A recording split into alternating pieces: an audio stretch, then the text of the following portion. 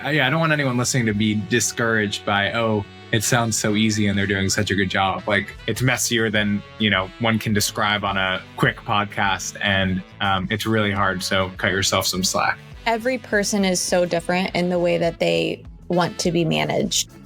Welcome to the Startup CPG podcast. I'm your host, Jesse Freitag. Today is our 6th episode in the First Hire series, where we've so far covered making first hires in marketing, finance, operations, and retail and food service sales. Today, I thought it would be helpful to talk more cross-functionally with one of our community member brands about their experience of making first hires, being a first hire, and what they've learned in the process. And I immediately thought of Sweet Nothings, who makes ready-to-eat superfood snacks that I think are absolutely incredible, as you'll hear.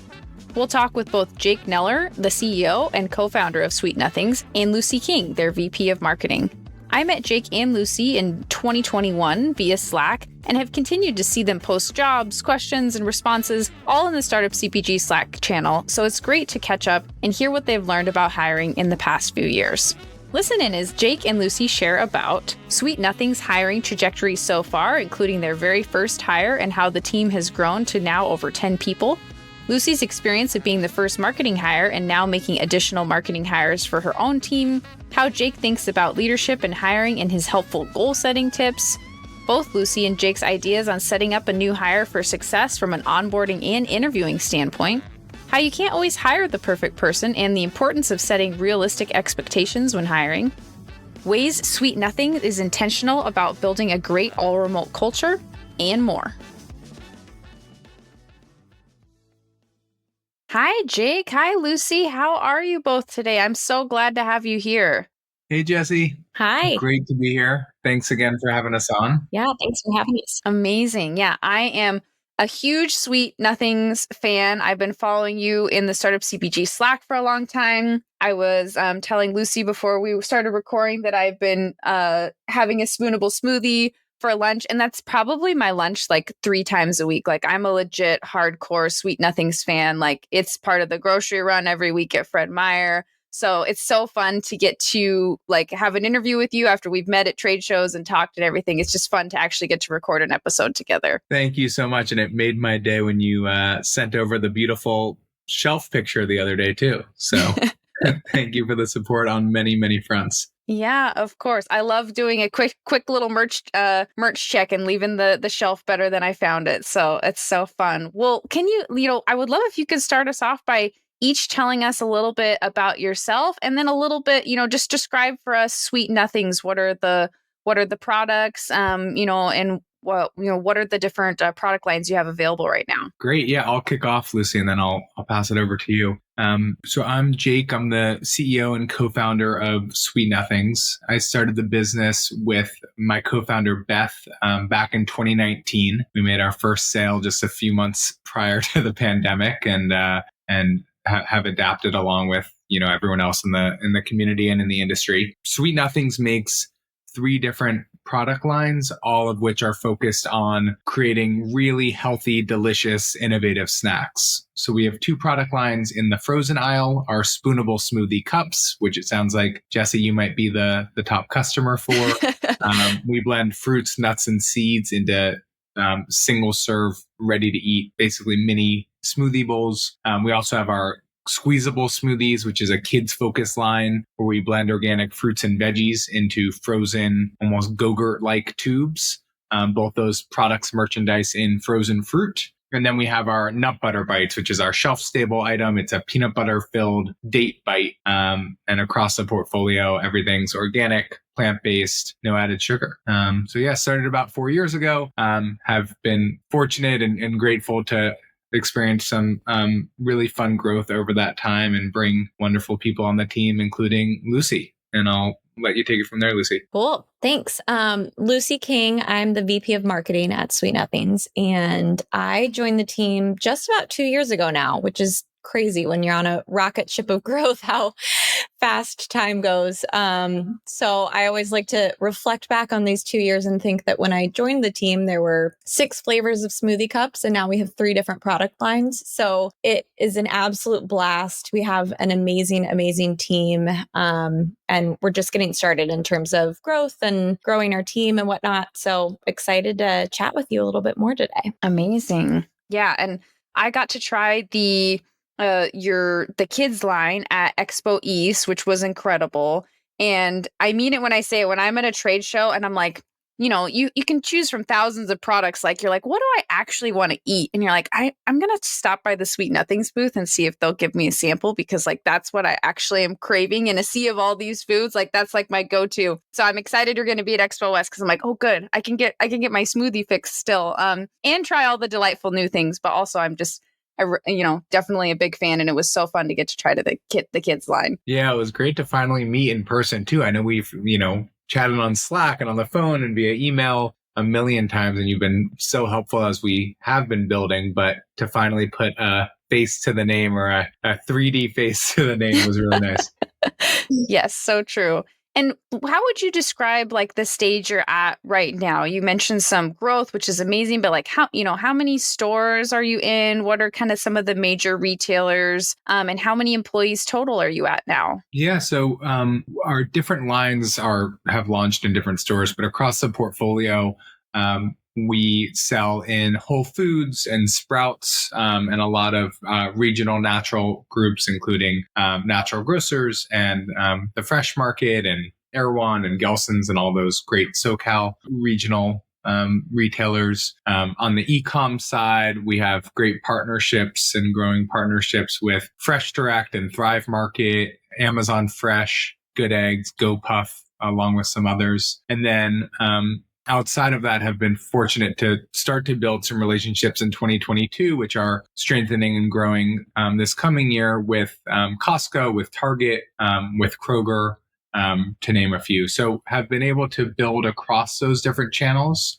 and have tried to be really thoughtful with who we partner with, when we partner with them, and what products we partner with them on, to give ourselves the best chance of having success with the partnership. The team today is 13 of us. And that is grown a lot in the last 12 months as we've continued to grow the business and make sure that we are properly supporting new launches, innovation, marketing, brand ops, etc. And I know we'll spend a lot of time chatting through that today. Yeah, that's awesome. And that's why I wanted to bring you both on the show to talk through, because you've had so much growth. And I just think it's so interesting to get to see the trajectory and hear each of your perspectives of growth. So like, can you describe for us a little bit, like, for you, Jake, like being a co-founder, like, can you talk through maybe some of the first couple hires, and then bring us to, in the last, 2 years ago, to bringing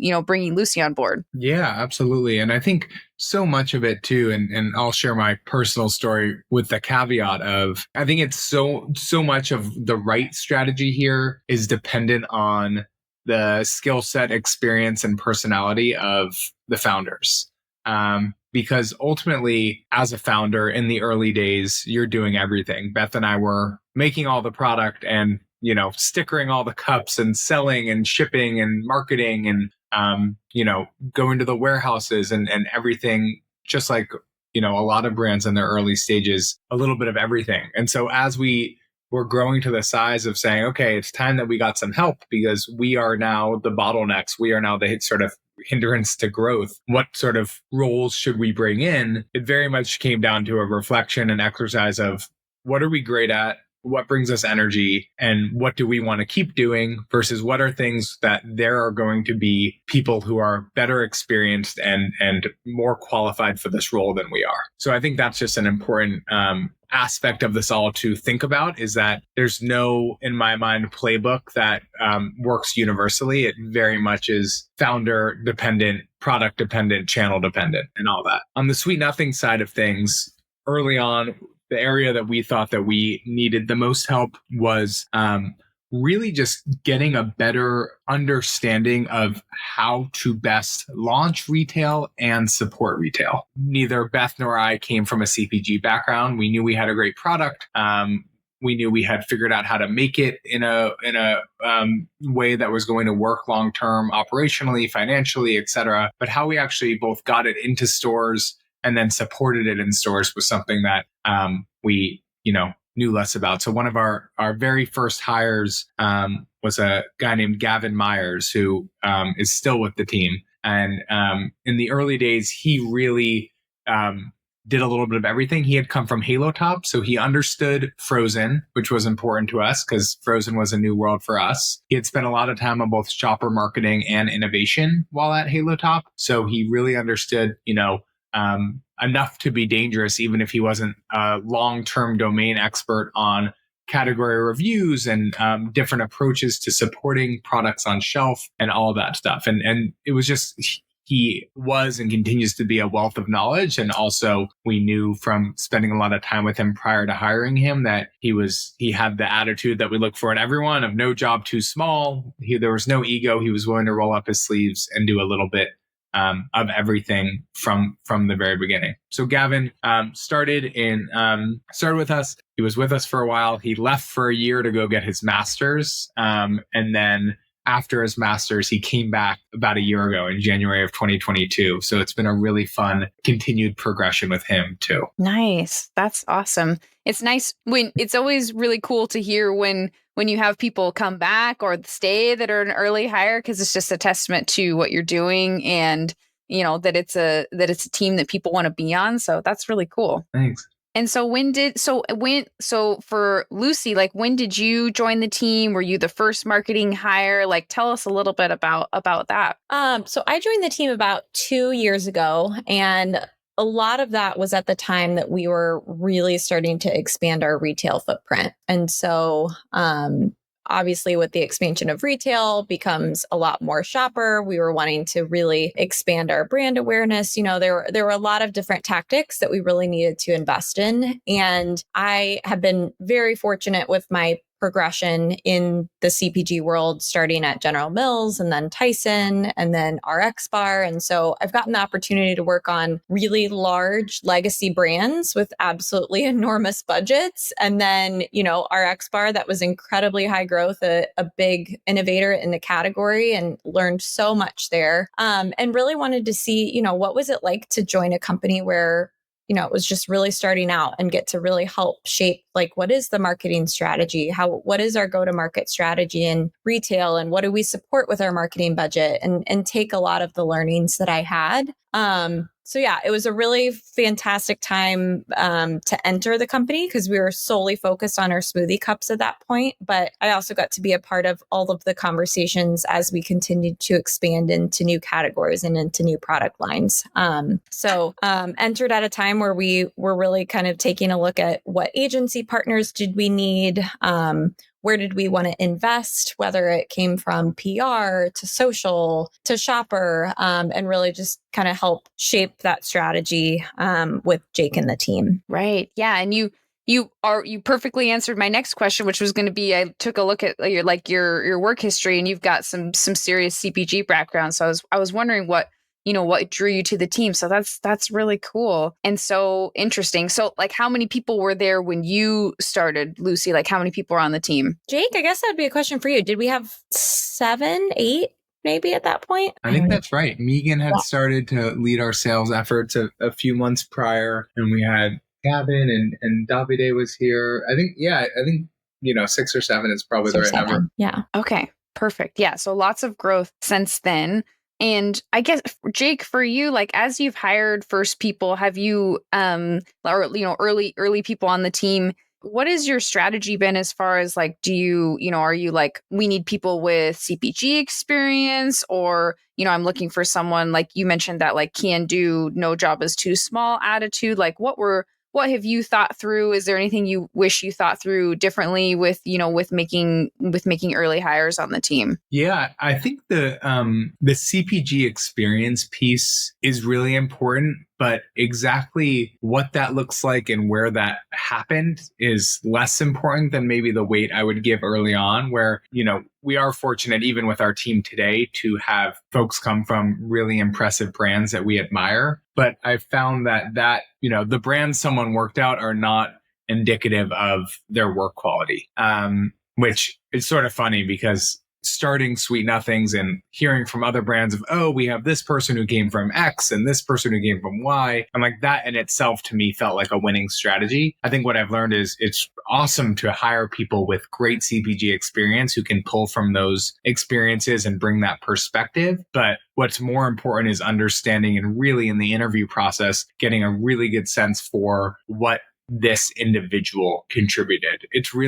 It's easy at larger CPG companies to be handed a portfolio, let's say, of products and of sales channels and be asked to maintain it. That role is very different than build these sales channels, launch these channels for the first time, market these channels for the first time, whatever it may be. Maintenance versus growth are two very different factors. And at a large CPG company, maybe growing 10 or 20% is a great year, when for us, this is a whole nother conversation, but for the most part, we want to at least double every year, if not more. And so it's a different mindset, and my minds can be a different skill set on exactly what you're looking for. Right. I think another piece that I found very helpful, a mentor early on who had a lot of experience in this space made a comment to me that even if you're an amazing interviewer and you do the best reference checks and you think you have a great read of people, the best you could ever ask for is being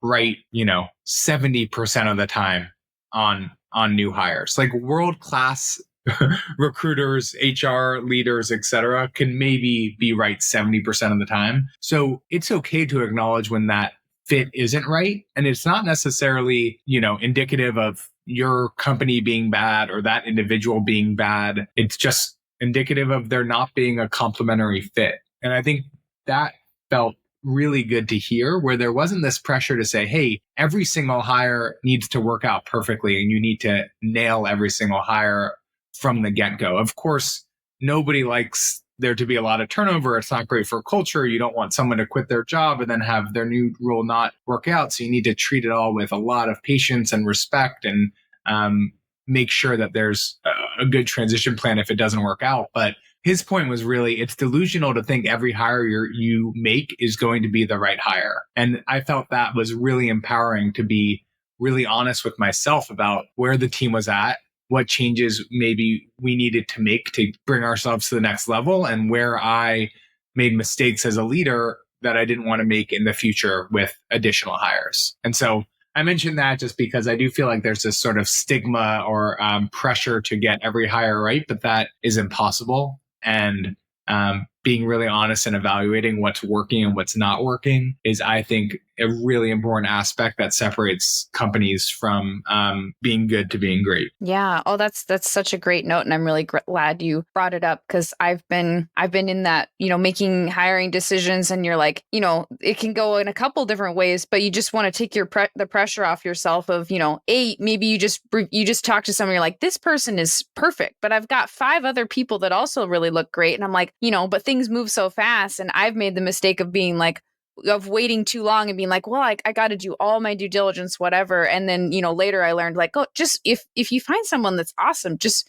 go for it. Like, just move forward, keep things moving. And then same thing, if someone isn't working, like, it's okay to recognize that. And like you said, just kind of takes some of the pressure off. That's a super interesting, just like stat and kind of way to look at it. I really appreciate you bringing that up. And I'm curious for Lucy, like coming on board, like, can you share a little bit about your like onboarding experience and anything that you thought was really helpful that the team did, or anything that you did, like knowing you were coming into a startup environment that kind of helped set you up for success? Yeah, I think I actually Jake, stumbled upon my list of questions that I asked you in one of our interviews the other day. And I was laughing a little bit because I was like, these are actually pretty relevant still today in terms of, how we would approach marketing and what Jake's perspective was on that. And so I think if you're someone that's looking to potentially join a startup, asking so many questions is incredibly important. But also just better understanding the culture, because I think we have a very unique team in the sense that we are all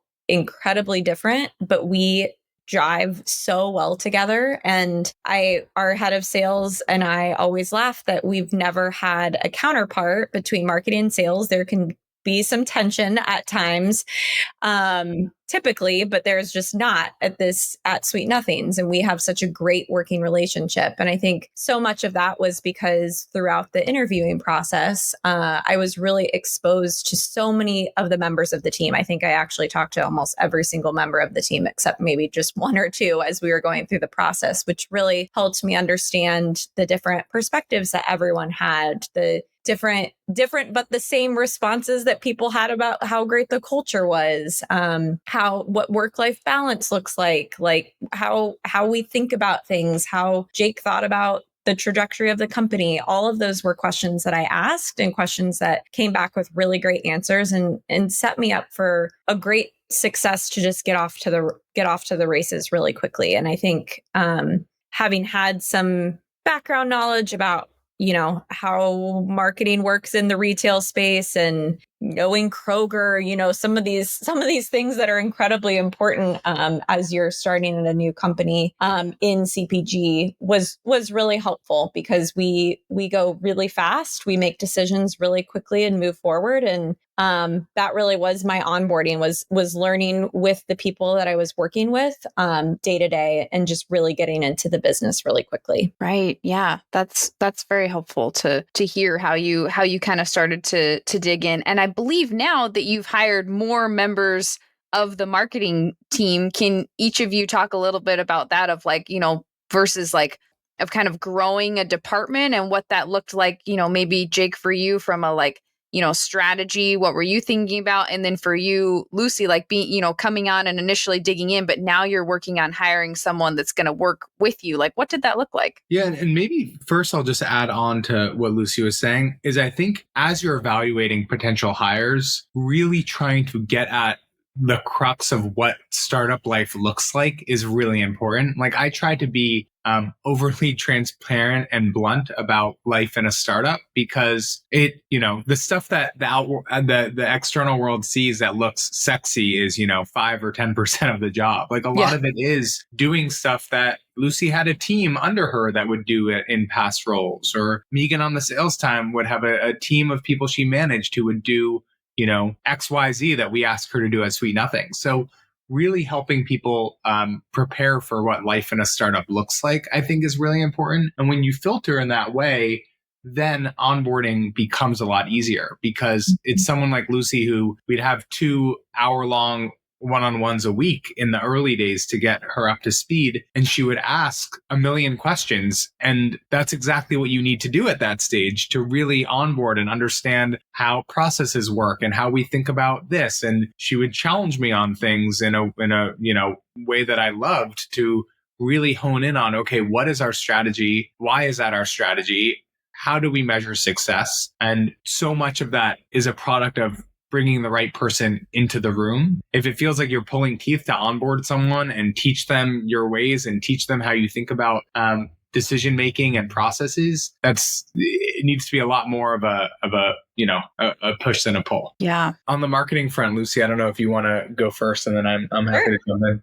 Yeah. So I guess, Jesse, as I got up to speed and got into the role, we did a lot of searching for the right agency partners to support our strategy. And a lot of that was just because we needed a lot of things. And it's really hard to find, one person that can have a whole slew of skills. They can manage influencer, and they can do email, and they are a copywriter, and they can create content. That unicorn doesn't really exist. And so there are wonderful, wonderful agency partners out there that we have been really lucky to partner with, that have helped us build out our social strategy, build out our email strategy, help us with PR, all of these different aspects of the business. And as we've continued to grow and grow up a little bit, I think we've continued to think about, okay, what pieces of our strategy are the most important to us? Where do we really want to lean in this coming year?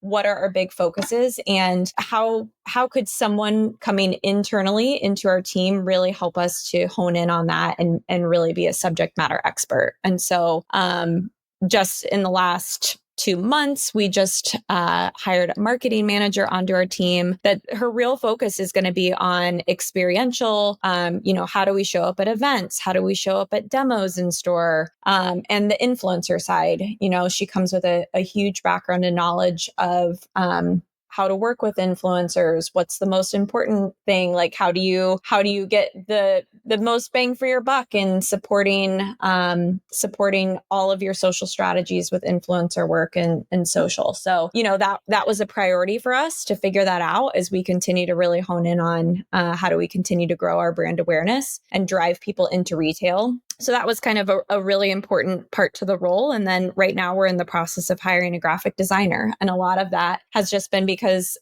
finding agencies that can support all of the different content needs that we have, everything from a sell sheet to a sales presentation to an infographic on social to any number of things, is going to be a huge value to us to have that person on the team that's living and breathing the brand every day, that understands the brand guidelines, that will help us to evolve the brand as we continue to grow and to make these step changes. And so for us, we've had great agency partners, but continuing to grow the team internally is a huge priority for us. And so that's kind of how we're looking at it right now. And I think from my perspective, we have really ambitious goals for the role marketing plays in our growth in 2023. There continue to be, as we grow retailers, more and more opportunities for us to creatively and efficiently market really close to point of sale, really close to where our consumers are making decisions. So as Lucy and I put together goals for 2023, and we looked at a budget for 2023 based off of a % of sales, then ultimately I defer to Lucy on, okay, what are the best ways to use this budget? Is it bringing someone in-house who can execute on, a subset of these goals? Is it continuing to outsource our needs? Is it to allocate a bit more money to the actual marketing, or to rotate a little of that to get someone great to help us with the marketing? So those are, critical decisions, but I feel like my role is with Lucy's buy-in, set the goals, set the budget, set the vision for the year. And then you need to, when you hire great people, give them the autonomy and ownership to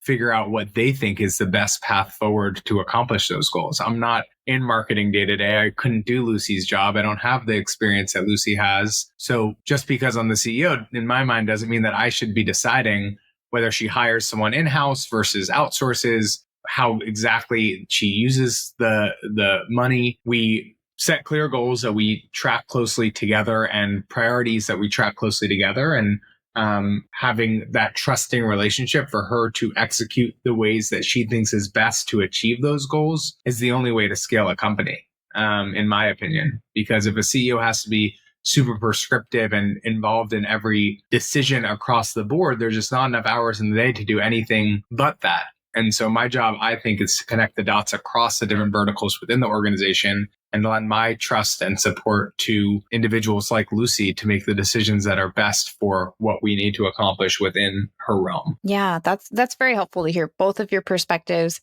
And I appreciate the intentionality behind when you're deciding to bring on a person like that. There aren't necessarily unicorn people that can do all the different things when you need like fractional help. And so I definitely want to dig into a little bit more about agencies, but I'm also curious on the person that you recently hired, for you, like Lucy, as someone, you were onboarded, you were interviewed to be on the team.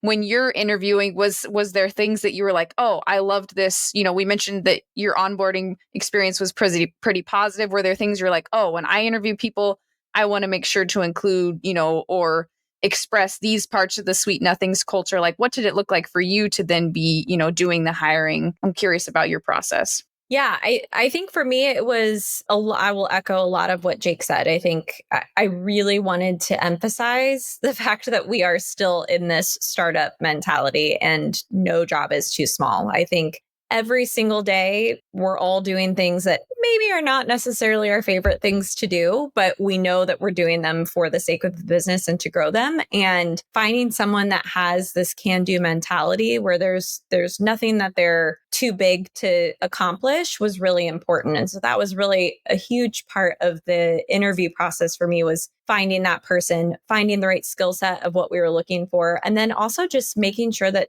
she or he really melded with the team. And that was incredibly important, just knowing that we're a completely remote team. And so you have to have, like many businesses right now, you have to have a certain skill set where you can connect with people virtually. And that's an easy thing for you to do. But we try to meet together quarterly in person and have those moments. And so I wanted lots of the members of the team to be able to connect with this person and make sure that they were a person that could continue to grow the culture that Sweet Nothings has developed in the same way and contribute. And I think that we obviously found someone that was an incredibly great fit for that. And then when she did get on the team, we were very lucky that she joined the same week as having one of our offsites. And so that was a really unique experience because she was able to meet everyone in person. Whereas, sometimes you can go a couple of months before meeting any new member of the team. So just really making sure that she got those one-to-one interactions. She understood who was on the team. She understood what everyone does. And then just helping her really understand what the marketing strategy and priorities were that Jake was just mentioning. So really helping outline, hey, here are goals for 2023. They're lofty, but they're achievable if we work incredibly hard. And here are the ways that I can foresee your job helping us meet those goals. And so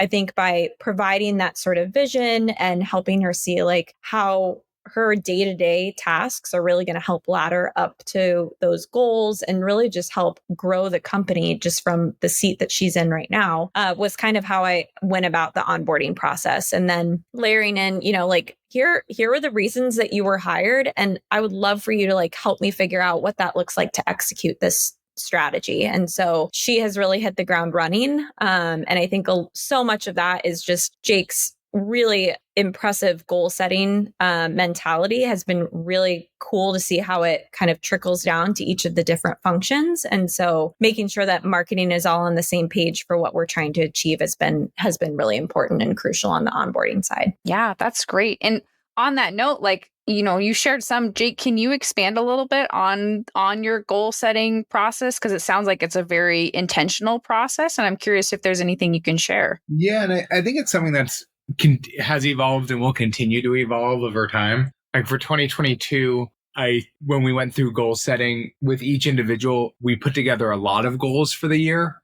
And then we, carve out time each month to review how those goals were going. And I realized that isn't the point in my mind of goal setting, that, day-to-day tasks and accomplishments that are part of the job description and responsibility shouldn't be goals. In my mind, those are expectations to do the job well. Goals should be no more than 3 goals that are, follow the classic SMART framework. So specific, measurable, attainable, realistic, and time bound. And I'm sure I got at least 1, if not 2 of those wrong. But the general sentiment is really, how can we create goals across the organization? So not just for a sales team where it's easier to quantify success, but across the organization where we can objectively measure how we're doing on certain goals. So for supply chain, we have very specific goals around how much we need to save on raw materials in 2023. And for that example, and for all these examples, I put together very simple tables that have graphs and trackers. And each individual on the team on a monthly basis fills out that tracker for the previous month. And then we review how we're tracking versus expectations. So whether it's, looking at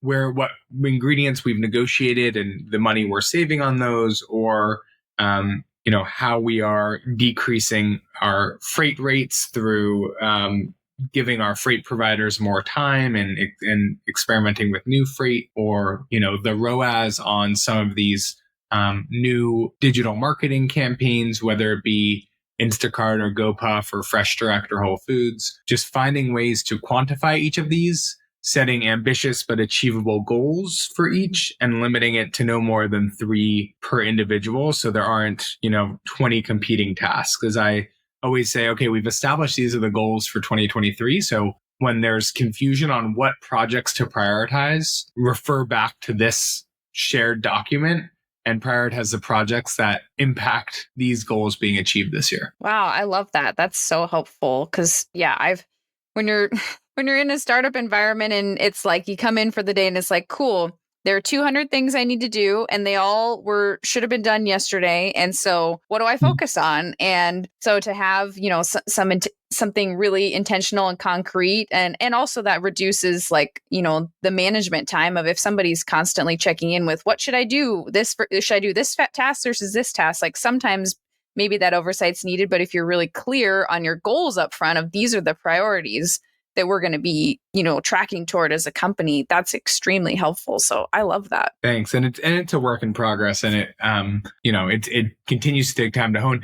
And I'll say that it is not a one size fits all. Like the exact way I execute on those principles with Lucy is very different than what it looks like with Gavin or what it looks like with someone else, because people have different working styles. They have different ways that they like to, look at and discuss goals and prioritize their weeks. And I think my job is to create an environment for each individual that empowers them to do their best work. And it's a disservice to assume that I can handle each person needs the same approach, whether it's how we do our weekly one-on-ones, how we review goals, how we communicate, Slack versus phone versus email. I don't think it makes sense for everyone to have to adapt to how I work. I think my role is to figure out the right systems so that people can work in the way that they really shine. Yeah, that's very helpful. And another kind of tactical question, I'm curious as you've hired both on the agency side or contractor side and for full-time people, and this could be across the organization, but how have you primarily, found people that have been good fits? Has it been LinkedIn job postings? Has it been Startup CPG Slack? Has it been referrals? Has it been a mix? I'm curious how you found the right members of the team out in the world. It's really been a mix. Yeah. Lucy, sorry, go ahead. No, I was just going to say a mix. But also I really think that the CPG community, specifically the startup CPG community, is so unique in the way that they're so willing to share what's worked, what's not worked, who they've worked with that's great, who's maybe not so great. And I have just learned so much from people that are in my role at other companies about people to chat with, people to reach out to. And I always place such a high value on a referral from someone that's doing something similar. Their brand's crushing it. It's really great to have such an amazing collaborative community in that sense. Perfect. Yeah, that's great. And then you've both touched on the topic of culture, and I'm curious about, how you both are thinking about culture. It sounds like there's a lot of really great things happening at Sweet Nothing. So how are there learnings that you think could translate to other, people as far as, building out the culture that is ideal for your business? And then also, what are you thinking about as you grow? You have a new hire that's just been there a couple months. What's top of mind for making sure that the culture is evolving on the right trajectory as you grow and continue to add people to the team? Yeah, and I think we can speak to a remote team specifically, or at least I can. I know Lucy's had previous roles that were not remote, but from a remote team perspective, I think a non-negotiable in my mind is getting everyone in one physical space somewhat often. And somewhat often to me means 3 to 4 times a year. With trade shows, it's probably a little bit more than that. But in 2023, we will do 3 full team offsites where we'll all fly somewhere. We'll spend, 3 days all together. It'll be a mix of work and fun. So it'll be, high level strategic presentations, time for tactical work in smaller groups, and plenty of activities and meals and drinks and sports and, whatever that particular city is conducive to. But I think that is so important because when you're just chatting with people on a screen all day, you don't have some of those organic moments, the quote unquote water cooler talk that happens. And so finding space and opportunity for people to just spend time with each other as, individuals, not as Lucy from marketing, I think really helps build a culture of people caring about one another beyond just what do I need from this person to achieve this goal or to do this project. And I think because we've done that, now the team is really eager and excited to share, pictures from vacations and pictures of what they cooked that week. We have a, in the kitchen chat where a Slack channel where people post, recipes that they're making and how they turned out. And on team calls, it's just the culture changes once people get to know each other, and it becomes a lot more of this friendly banter versus this, super serious, let's go through our to-do lists. And so I think that's a really important piece of remote culture. I'll let Lucy jump in and then I can add others, but that's one piece I'm passionate about. Yeah, I would echo that sentiment as well. I think getting together in person has just been so invaluable in growing the team's, like, I'm trying to think of the best word, but just growing the team's culture and the desire to want to be together. I think it's so interesting to think about how many different walks of life we have on this team. We are such a unique subset of people. Some people are much later in their careers. Some people are literally just starting out. We're all over the country. So we all have such a unique perspective. But I think there is just this common sentiment that we all really enjoy being together and we're all working towards the same goal. And so I think to Jake's point, I love seeing what finance is bringing for their offsite decks as much as I am interested in what our marketing plans are. And that's just because I know that we're all kind of marching towards the same goal. And I think Jake and Beth have been so intentional about who they hire and how they're going to fit with the team that it's just really created such a unique culture. Great. Yeah, no, that's awesome. I love the notes on culture and the intentionality there, and just seeing other fellow team members as whole people, like you said, versus just, a person with a title. Yeah, I think it's really just it's like any relationship you have in life where you have to put effort in to make it work and to make it grow and to make it stronger. And I don't think of it as any different than personal relationships or, family relationships.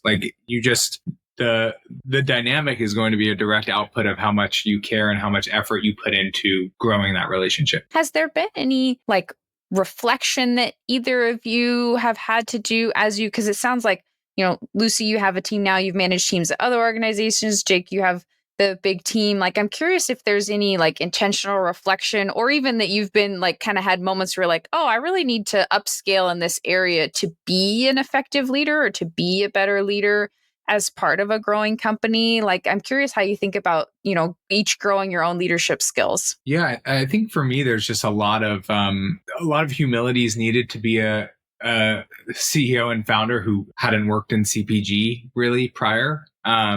And acknowledging that I could not do most of the jobs that we've hired for at Sweet Nothings. I think that's a really important thing for me to acknowledge and be honest with myself and the team about, and not have that be a detriment to the team, but really use it as a strength of, okay, my jobs as CEO are to do a lot of the stuff that I've mentioned previously during our discussion of empower people to be their best selves, make it really clear what the priorities are, what the goals are, why those are the goals and the priorities, and how that really syncs with the rest of what the organization is working on. I think I can bring really interesting strategic insights to conversations, not because I've done it a million times, but because I'm able to pull from the different teams and what they're working on in a way that's harder for individual team members to sometimes do. So I think it's just really important. What I've learned is, okay, lean in on what I'm great at and don't pretend to know more about CPG marketing than Lucy or more about CPG sales than Megan, because I don't, and I'm not going to. And that's not where I am adding value to achieving our goals and growing this business. I think the one other thing I have done that I highly recommend for leaders is did a fully, I've done this twice now, but a fully anonymous review of me. So have the entire team fill out a survey that is completely anonymous, had my co-founder Beth aggregate results from that and bring me takeaways of this is what the team thinks you're amazing at. This is what the team thinks you can work on. This is how they ranked you as a leader. This is how they ranked you with how happy they are in their job. And having that sort of honest discussion with Beth has allowed me to grow a ton as a leader and, better serve what this team needs of me too. Yeah, that's great. How about you, Lucy? Yeah, I think for me, it's just realizing that every person is so different in the way that they want to be managed. And so I think for me as a leader, it's just really about being adaptable, whether it means someone needs to be more of just a sounding board and needs me to be quiet while they kind of go through their ideas, or they want me to be a cheerleader and they want me to be there just along for the ride and helping them where I can, but just being really supportive of their big ideas. I think you really just have to mold and change and adapt. And even as our marketing team continues to grow, I know that there's going to be so many different personalities and so many different needs. And so for me, just thinking through, okay, like this may not be the way that I would like to be managed or the way that's easiest for me, but it's the way that this person needs to be supported in order to grow and contribute in the best way that they can. And so I think for me, it's really all about being a great listener and being really adaptable. Awesome. Great. Well, are there any other parting thoughts you wanted to share before? I would also love to tease, talk about what's coming up next in the world of Sweet Nothings, that you want to share about any last, parting thoughts on our topic today? I don't think so. I mean, I think all these conversations inevitably focus on the positives and what we're doing well. And I think the final thought is really just, this is really hard. And anyone who's starting a company or working on an early stage CPG company, like it is not as smooth and perfect as maybe described today. Like it's messy. And I think we've, continued to improve and grow and now have really good processes in place and have a good understanding of what each of us needs to do. But that's an ever evolving sentiment. And if I don't want the episode I don't want anyone listening to be discouraged by, it sounds so easy and they're doing such a good job. Like it is messy. It's messier than, one can describe on a quick podcast. And it's really hard. So cut yourself some slack. Yeah, that's a perfect note to end on. Yeah, it's super. It's a very complex topic, and it's hard in a podcast format to get into some of the tougher topics around hiring and firing and those things. So yeah, I appreciate you adding that caveat. That's very helpful. But would love to hear what's coming up this year that we should keep an eye out for with Sweet Nothings. Any exciting news that you would like to tease? Yeah, I mean, I think we're really excited to debut the Nut Butter Bites officially at Expo West, which should be great. We think a really welcome addition to the nutrition bar aisle with our peanut butter filled, date and oat bites. They're delicious and we think pretty innovative and differentiated. So we're excited to come to market with those in a more meaningful way in 2023. And then we have some both new retailers and large retail expansions that I'm not going to jinx any of them until we actually see the product on shelf. But we look forward to sharing those over the next few months. Awesome. Yeah, I'll keep our eyes peeled. And then Lucy, where can we follow all the amazing work that your team is working on? Like, where can we buy Sweet Nothings e-com wise or find stores? And then, where should we follow on Instagram or TikTok and things? Yeah, follow us on Instagram at Eat Sweet Nothings. And then, I mean, wherever you're shopping for Sweet Nothings, you can probably find us, whether it's our smoothie cups or our kids line. We're at several regions of Whole Foods, certain regions of Target, national at Kroger, Thrive Market. If you're looking on the e-com space, if you need a really quick snack, GoPuff. Just really across the board, lots of amazing retailer partners that you can find our product. Amazing. Awesome. And I'll include links in the show notes as well so that people can get some Sweet Nothings in their life. And I will continue to to do my part to eat as many smoothie cups as humanly possible in a week. So we appreciate that. We need to send you some swag and some coupons. I was going to say, keep merchandising those shelves. We love that. I know. Yeah, Lucy, let's send some IRCs too. That's what I was just thinking. Yep. I will proudly wear any Sweet Nothings swag to the store and show off everywhere. So I love it. Well, thank you both for joining me and talking with me today. This has been so great. I really appreciate your insights on this topic. We've done so much content around first hires, and our community's been hungry for this content. So I just so appreciate you sharing some of the behind the scenes, of what it's looked like at Sweet Nothings. And I hope everyone can glean some insights, and just really appreciate you both. Yeah, thank you. And thank you so much. I know I said this offline too, but we are eternally grateful for the community that you all have built at Startup CPG. It is such a helpful resource and support group for making decisions and getting second opinions and learning. And I just feel like every week there's some insight or idea that is spurred from reading a thread on Startup CPG. And